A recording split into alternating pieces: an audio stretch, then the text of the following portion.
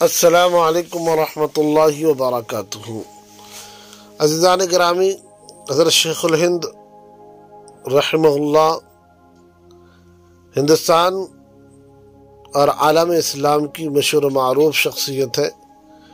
حضرت مولانا الیاس گمن حفظہ اللہ نے ایک کتاب مختصراً تحریر فرمائی، عنوان جس کا ملت اسلامیہ کو حضرت شیخ الہند رحمہ اللہ کی ضرورت کیوں ہے۔ وہی کتاب افادہ عام کے لیے آپ کی خدمت میں پیش کی جا رہی ہے اپنی آواز میں۔ بسم اللہ الرحمن الرحیم۔ اللہ تعالیٰ نے اس امت کا ایسے عظیم لوگوں سے کبھی بانجھ نہیں فرمایا جو اصلاح معاشرہ میں اپنا کلیدی کردار ادا کر کے بعد میں آنے والے لوگوں کے لیے نمونہ بن جاتے ہیں۔ انہی مبارک ہستیوں میں ایک روشن نام حضرت شیخ الہند مولانا محمود حسن دیوبندی رحمہ اللہ المتوفی 1339 ہجری کا ہے۔ آج کے معاشرے کو حضرت شیخ الہند رحمہ اللہ کی ضرورت کیوں ہے، یہ مضمون اسی سوال کا مدلل جواب ہے۔ کسی بھی معاشرے کی ترقی میں تعلیم کو جو مقام حاصل ہے وہ کسی سے ڈھکا چھپا نہیں۔ آج تک جتنی قوموں نے ترقی کی ہے وہ اسی تعلیم کے سبب کی ہے، لیکن جب تعلیم اغیار کی غلامی کی علامت بن جائے تو ایسے وقت میں کسی مرد حر کی ضرورت پیش آتی ہے۔ ہم دیکھتے ہیں کہ عالم اسلام میں فرنگیوں نے اپنی زبان کے بہانے اپنا کلچر اور اپنی تہذیب کو تھوپنے کی کوشش کی، تو دینی تعلیم اور اسلامی تہذیب کے لیے متحدہ بر صغیر میں دیوبند کے مقام پر مسجد چھتہ کے نیچے 15 محرم 1283 ہجری بمطابق 31 مئی 1866 عیسوی کو ایک دینی مدرسے کی بنیاد رکھی گئی، جس کا بنیادی مقصد مدرسے کا سب سے پہلا طالب علم بنیادی مقصد عالم اسلام کو ان کے دینی اقدار، تہذیب اور تعلیم سے واقف کرانا تھا۔ اس مدرسے کا سب سے پہلا طالب علم محمود حسن، جو بعد میں شیخ الہند مولانا محمود حسن دیوبندی رحمہ اللہ المتوفی 1339 ہجری کے نام سے معروف ہوا۔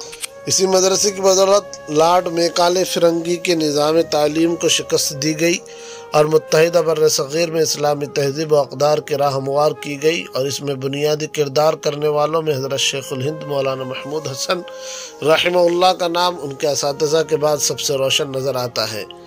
اور دیکھتے ہی دیکھتے مدرسہ دیوبند کے ایک عظیم سپوت حضرت شیخ الہند مولانا محمود حسن دیوبندی رحمہ اللہ کے شاگردوں نے پورے عالم میں اپنا علمی، عملی، سیاسی اور سماجی اثر و رسوخ قائم کر دیا۔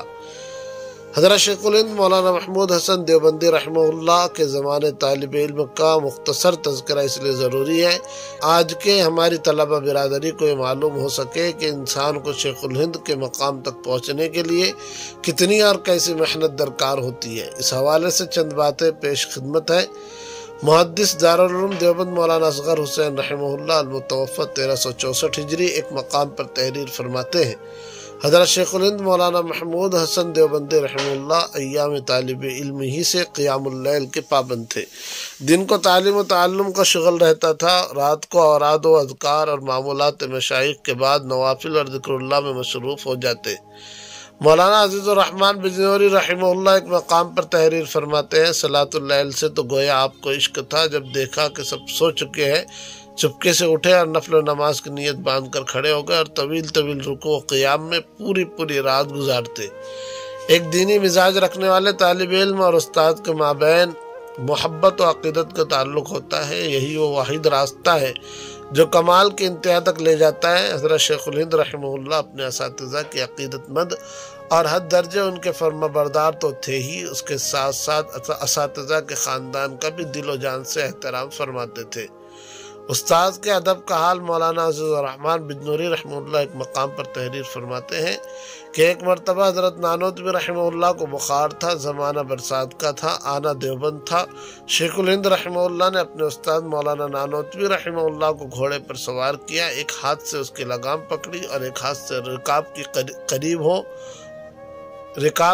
ہو کر حضرت کی کمر کو سہارا دیا اور اسی طرح 42 میل کا راستہ پیدل طے کیا۔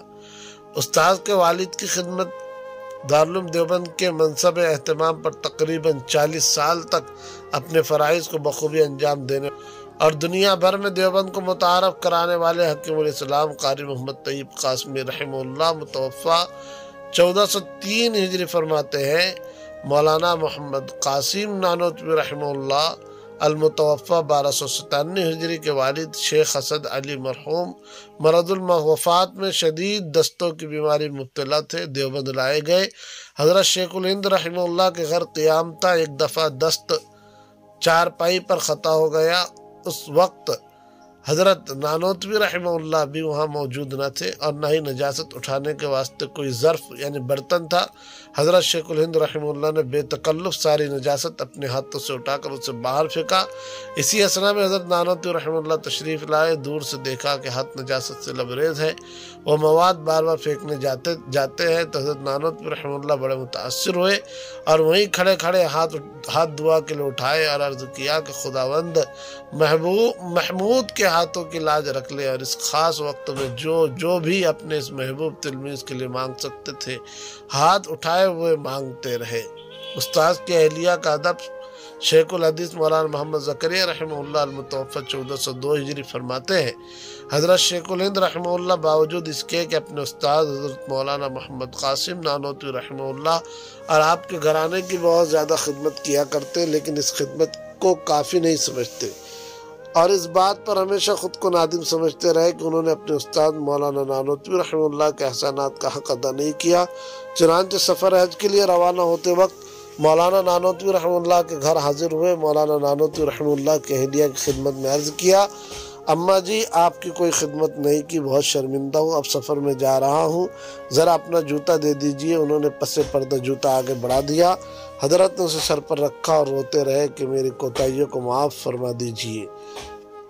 استاذ کی اولاد کا ادب مولانا محمد قاسم نانوتوی رحمہ اللہ کے صاحبزادے حافظ محمد احمد نانوتوی رحمہ اللہ المتوفہ 1347 ہجری حضرت شیخ الہند کے باوجود کہ شاگرد تھے، لیکن استاد زادے ہونے کی حیثیت سے ان کا بے حد احترام فرماتے تھے۔ حکیم الاسلام رحمہ اللہ المتوفہ 1403 ہجری فرماتے ہیں، یہ معمول کی بات تھی کہ جب حافظ احمد صاحب حضرت شیخ الہند رحمہ اللہ کے گھر تشریف لاتے، جبکہ حضرت شیخ الہند رحمہ اللہ صحن میں اپنی چارپائی پر تشریف فرما ہوتے تو دور سے حافظ صاحب کا آتا دیکھ کر کھڑے ہو جاتے اور ان کے لیے کرسی منگوا کر اپنے سرانے رکھ کر انہیں اس پر بٹھاتے اور پھر خود چارپائی پر تشریف فرما ہوتے۔ بحیثیت معلم تعلیم کے حصول کے بعد تعلیم کے فروغ کا مرحلہ آتا ہے، یہ مرحلہ حصول تعلیم سے بھی زائد ذمہ داریوں کا حامل ہوتا ہے۔ ایک ذمہ دار استاد اپنے شاگردوں میں وہ تمام جواہر اور صلاحیتیں پیدا کرنے کی کوشش کرتا ہے جس کی خود طلبہ اور معاشرے کو ضرورت ہوتی ہے۔ ہم دیکھتے ہیں کہ اللہ کے رسول صلی اللہ علیہ وسلم کے بعد بطور خاص دو اشخاص ایسے گزرے ہیں جنہوں نے افراد سازی کا ایسا کام کیا ہے کہ امت مرحومہ کی گردن پر ان کا احسان رہتی دنیا تک قائم رہے گا۔ ان میں ایک نام حضرت امام اعظم ابو حنیفہ نعمان بن ثابت رحمہ اللہ متوفہ 150 ہجری کا ہے، اور دوسرا نام شیخ الہند مولانا محمود حسن دیوبندی رحمہ اللہ المتوفہ 1339 ہجری کا ہے۔ ان دونوں بزرگوں نے اپنے لائق شاگردوں کی ایک ایسی کھیپ میدان میں اتاری ہے جس نے شرق و غرب کو سمیٹ کر رکھ دیا۔ زمانہ تدریس اور معمولات کی پابندی کا بارے میں مولانا عزیز الرحمن بجنوری رحمہ اللہ ایک مقام پر فرماتے ہیں، طالب علمی کی زندگی کے بعد متصلاً ہی معلمانہ زندگی کا آغاز ہو جاتا ہے۔ یہ زندگی بھی آپ کی مکمل ترین زندگی ہے۔ دن میں 11 گھنٹے درس کے بعد سلوک و تصوف کے تمام اشغال نہایت پابندی سے ادا کرتے تھے۔ صلاۃ با جماعت کا تو اس قدر اہتمام تھا کہ تکبیر اولیٰ تک فوت نہ ہوتی، غرض کے پورا دن اسی مشغولیت میں صرف ہوتا۔ مہمانوں کی کثرت، ان کی دیکھ بھال اور خدمت، بال بچوں کی تربیت اور اہل بیت کے حقوق کی ادائیگی، غرض کہ کوئی سی مشغولی بھی آپ کو صلاۃ با جماعت، ادائے اوراد و وظائف و قیام اللیل سے مانع نہ ہوتی تھی۔ حلقہ درس کی ایک جھلک حافظ عبدالرشید ارشد رحمہ اللہ ایک مقام پر تحریر فرماتے ہیں، حلقہ درس دیکھ کر سلف صالحین و اکابرین محدثین کے حلقہ حدیث کا نقشہ نظروں میں پھر جاتا تھا۔ قرآن و حدیث حضرت کو ازبر تھے اور ائمہ اربعہ کے مذاہب زبان پر، صحابہ رضی اللہ عنہم اور تابعین، فقہاء، محدثین، مجتہدین رحمہ اللہ کے اقوال محفوظ۔ تقریر میں نہ گردن کے رگیں پھولتی تھی، نہ منہ میں کف آتا تھا، نہ مغلق الفاظ سے تقریر کو ادق اور بھدی بناتے تھے۔ نہایت سبک اور سہل الفاظ بامحاورہ اردو میں اس روانی اور تسلسل کی تقریر فرماتے کہ معلوم ہوتا تھا دریا امٹ رہا ہے۔ مسند درس پر تقریر کے وقت یوں معلوم ہوتا تھا کہ ایک شیر خدا ہے جو قوت و شوکت کے ساتھ حق کا اعلان کر رہا ہے۔ زمانہ تدریس اور خانقاہ حاضری کا معمول حضرت شیخ الہند رحمہ اللہ کا ابتدا سے اصلاح اور بیعت کا تعلق اپنے استاد مولانا محمد قاسم نانوتوی رحمہ اللہ سے رہا ہے۔ حضرت رحمہ اللہ کی وفات کے بعد آپ نے حضرت مولانا رشید احمد گنگوئی رحمہ اللہ المتوفی 1322 ہجری سے اصلاحی نسبت قائم فرمائی۔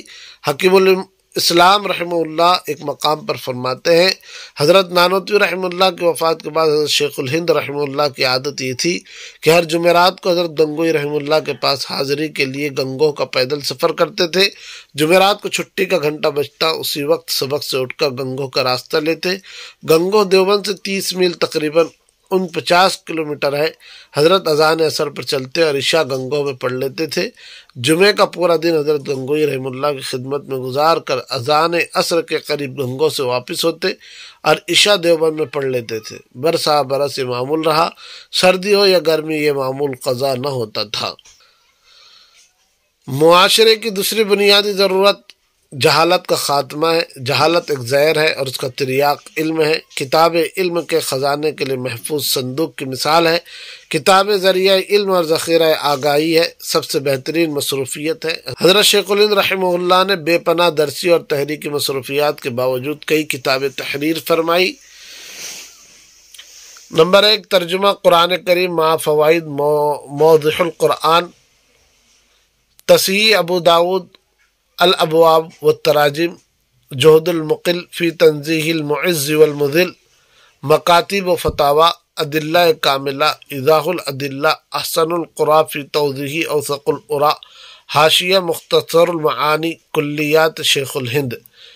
مولانا سید اصغر حسین دیوبندی رحمہ اللہ المتوفی 1364 ہجری فرماتے ہیں نظر بندی مالٹا میں ترقی درجات و رفعت و مقامات کے ساتھ وحی الہی کا ترجمہ ختم کرتے ہوئے علوم قرآن پر مزید غور کرنے سے مناسبت بالحدیث کو اضعاف و مضاعف ترقی ہوئی اور علوم بخاری گویا منکشف ہو کر ایک داعیہ غیبی بخاری شریف کے متعلق کسی تحریر کا محرک ہوا اور حضرت تراجم بخاری کے متعلق متفرق اوقات میں بطرز یادداشت کو تحریر فرمانے کا ارادہ کیا، اور ایسے زمانے میں کہ آپ کے پاس بخاری شریف کا صرف ایک مصری نسخہ بلا حاشیہ و بین السطور موجود تھا، حسب معمول سلیس اردو میں اپنی تحقیق اور بہترین مناسبت بالابواب تحریر فرمانی شروع کی، اور جس قدر تحریر فرمانا مد نظر تھا اس قدر لکھنے کی نوبت نہ آئی تھی، بلکہ ابتدائی 66 ابواب کی متعلق لکھا گیا تھا کہ قید فرنگ سے رہائی ہوئی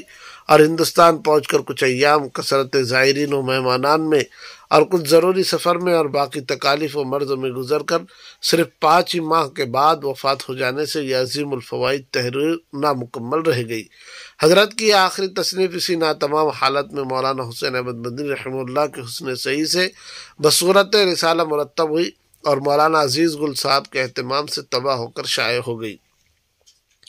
معاشرے کی تیسری بنیادی ضرورت آزادی۔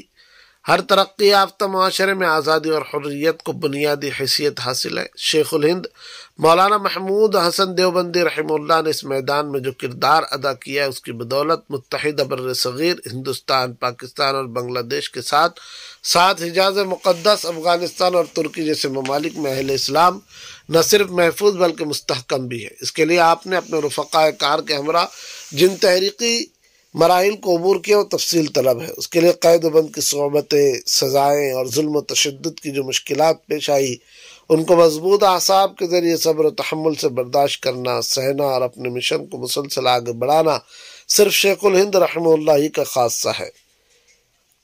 تحریک آزادی بر صغیر کی قیادت کے جرم میں آپ کو گرفتار کر کے مالٹا نامی جزیرے میں قید کر دیا گیا۔